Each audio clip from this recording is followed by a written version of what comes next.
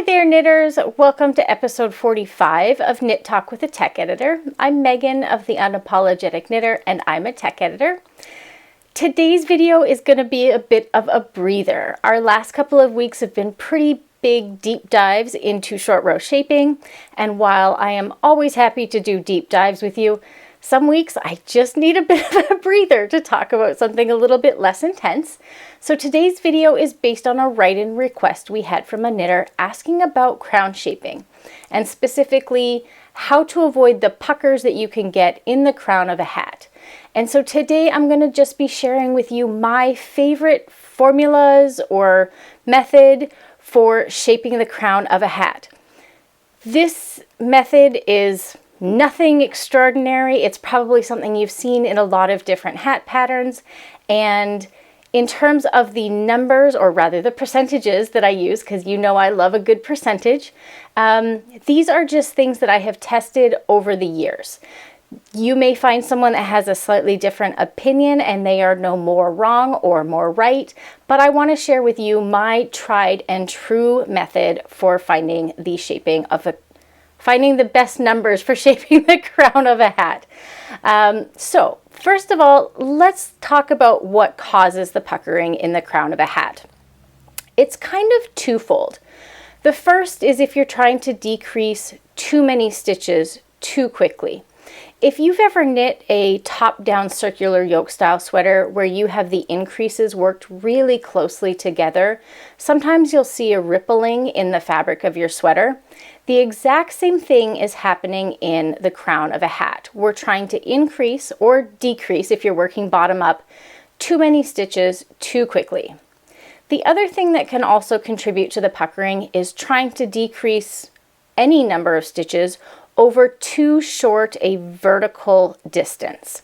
So the method that I'm going to share with you today is kind of a good balance between the ideal percentage of stitches that you decrease per round, as well as the ideal vertical distance that you decrease over the crown. So while hats can be worked both top down or bottom up, my favorite method is to work them bottom up. That way I can try them on and check the depth of the hat, the body of the hat, before I start decreasing. So for the purposes of today's discussion, we're going to be talking about hats knit from the brim up.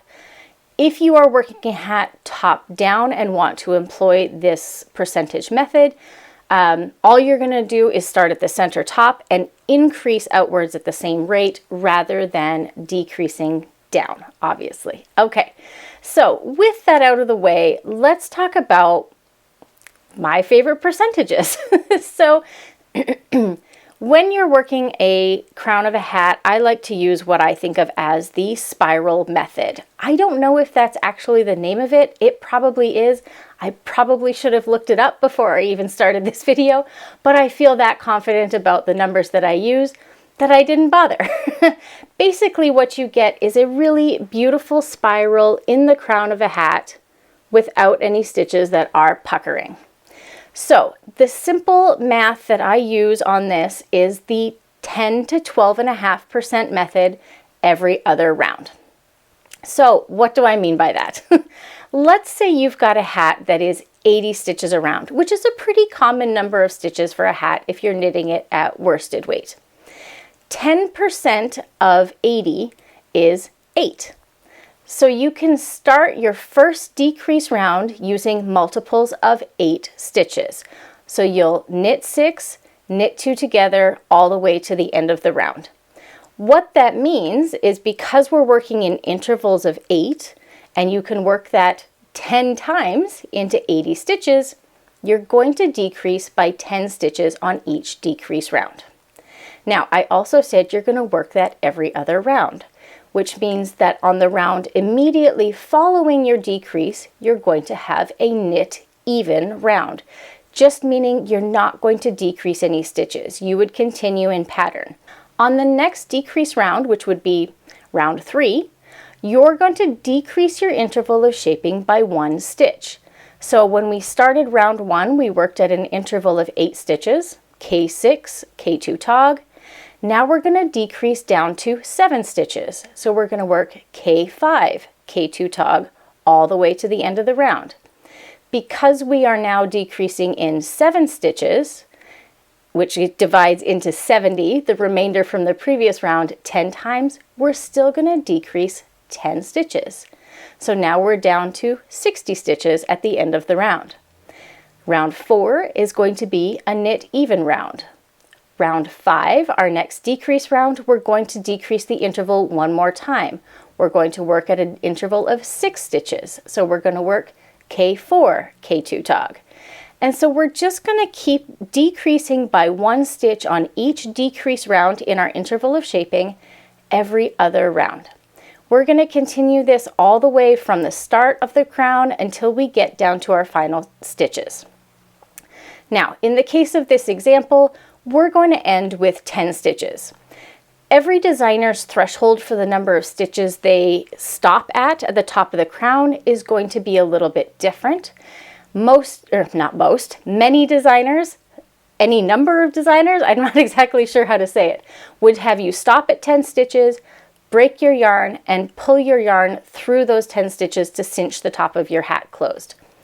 I have a personal preference of having a smaller number of stitches at the crown of the hat, like at the very top. So I would work 1 additional round of K2 tog all the way around so that I end with 5 stitches instead of 10 stitches. Neither one is more right or more wrong, it's just the designer's preference. If you have an even number of stitches before you start, like 10, that makes it a lot easier. If, however, your math ends up that you have 11 stitches and you want to work 1 final decrease round, you can work K2 tog 5 times and then knit the final single stitch. So you'd end up with 6 stitches at the end of your round instead of 5. So as I mentioned before we jumped into that practical example of the number of stitches we're going to decrease, I want to reiterate that my ideal number of stitches for your first decrease interval is between 10 and 12.5% of the total number of stitches.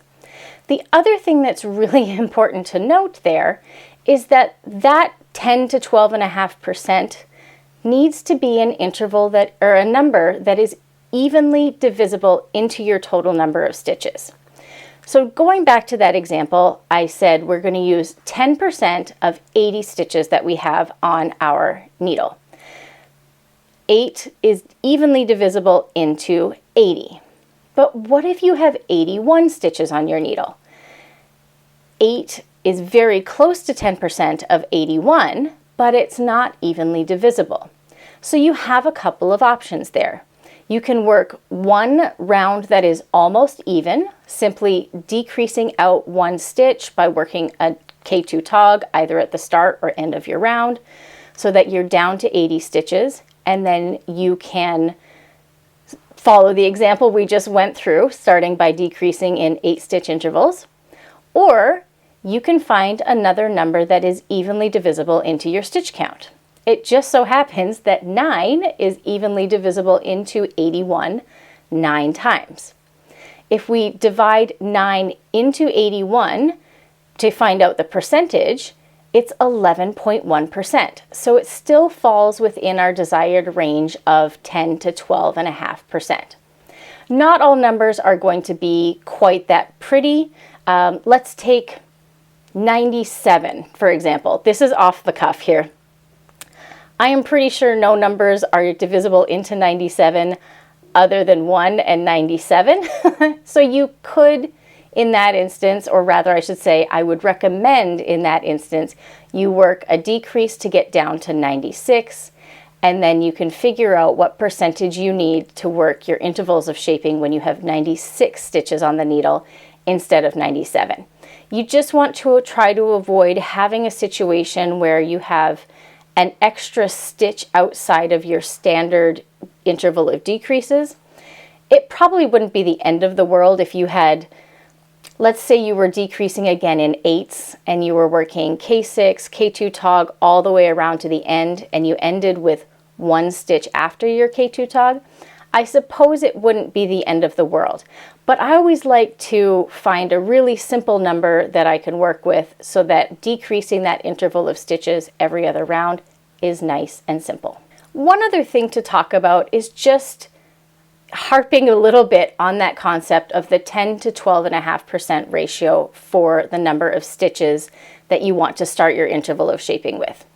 If we go back to 80 one more time, because it's a nice tidy number, 80 is divisible by 2, 4, 5, 8, 10, 20, and 40. Obviously, you don't necessarily want to be decreasing at a 50% interval because that would only decrease 2 stitches per round. That's if you were working at an interval of 40 stitches. But I want to talk about the too low an interval of stitches. So we used a nice clean example of saying we're going to use 10% of 80, which is 8 stitches. If you go down to, say, 4, because 4 will divide into 80 20 times, that's 5% of your total stitch count. So because we would decrease 20 stitches on every round, we would need very few rounds to create the shape of our hat, or the shape of our crown, I should say. So even though you may work an interval of 4 stitches followed by an even round, 3 stitches followed by an even round, your crown becomes too short and you end up getting, I'm not sure if this is the right word, a foreshortening of the hat itself. So if you think of the body of a hat as straight, right, from the brim up to where the crown shaping starts, it's just straight, and then the crown is what curves everything in. If your crown is too short and only begins here because you've only got, say, 5 rounds of shaping instead of 14 rounds of shaping, you start to get this pulling in of the top of your hat, and that can pull up the brim of your hat that you worked so hard to make sure was the right length. I hope that makes sense. By all means, if you have questions about that, please feel free to leave it in the comments. I want to make sure that the concept of too short a crown is not misunderstood. Because I know a lot of knitters are very visual learners, and I'm one of them, let's just take a look at 2 hats that I've made. They are both exactly the same yarn, exactly the same number of stitches, they are the same length in rows, but one hat uses my spiral method and one hat uses the same spiral method but omits the even rounds in between the decreases. I think it's kind of hard to see them here, so let's take a look at them in a top-down view. So this is a top-down view of both hats. Both of them are sitting over the same sized balloon so that we can compare them apples to apples. The example on the right is my original design with the full spiral shaping in the crown. You can see the way that the stitches twist evenly all the way around the hat up to the center, and there's no puckering. On the left-hand side, we have exactly the same hat, or I should not say that, the exact same number of stitches, and the decrease intervals are the same. We started with 11 stitches in each decrease interval. However, these were worked without the even rounds in between. There is still a gentle spiral to the decreased stitches. However, you can see how much the stitches have puckered around the edges because we've tried to decrease too many stitches over too short a distance. Okay, so that's where we're going to leave it today. This didn't end up being quite as short as I expected it to be, but I hope it was a concept that will help you in your knitting, whether you are looking to modify an existing hat pattern or to create your own hat pattern. If you have questions about any of the concepts that I discussed today, please feel free to leave a question in the comments below. If you got any value out of today's video, you know what I'm going to say. Remember to hit that like button. And if you're here and you're brand new and you haven't subscribed yet, or if you're here and you watch frequently and you haven't subscribed yet, remember to hit that subscribe button. It helps grow our knitting community, and the more people that are part of the community, the more people we get to help on their knitting journey. Next week, we are going to talk about short rows one more time. We have had some requests for me to cover a topic that I mentioned briefly in our video from a few weeks ago about adding short rows to the bottom of a yoke before you separate for the sleeves. So we're going to take a look at sort of my best practices for that so that you can continue adding details to your sweaters to make them fit you exactly the way you want to. Thank you so much for spending your time with me today. As always, it means so much to me. Have a wonderful rest of your week and happy knitting.